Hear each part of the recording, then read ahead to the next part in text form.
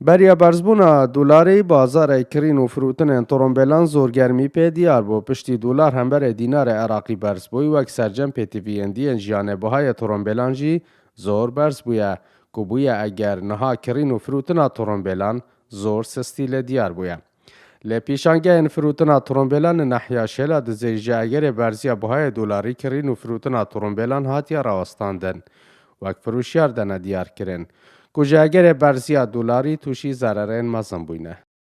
کاتر نکا گلکا مزانا چی بوی چونکی بری اف دلار بلند ببیتن سعر سیارات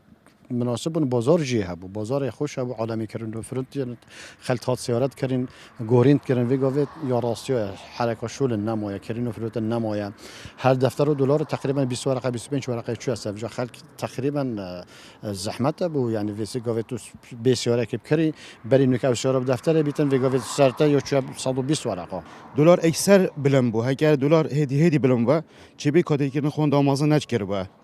بس هم اکثر یعنی 22 اکثر چوب 45 کاری را که مازن هاتا کردن خلکی و معرض ما زور دادی بوی یعنی کیم بوی خالی قصنا کرده بگومان ترسی گلک بوی همه شول نمایه دفتر دلار 25 ورقه چو از خلکی پیویا معاش و پاره لیک دانا حوسا طبعا 25 ورقه چو از سیاره دفترکی ده سیاره کریتن برای نوک دلار 23 و 4 بو بگویم 45 آیه 44 آیه یعنی بیجه 25 ورقه چون هسر بگومان گرانیه و سی جیج برهنده نموه یک جه پی تی وی انجیانه ترومبله که خونه هر تاکه کسی که ببیت خودی ترومبل بلام رنگن ها اف خونه بیت پاشه خستن او جی جاگر برزبون بهای دلاری هم بر دینار عراقی اسام عبدالرحمن بادینان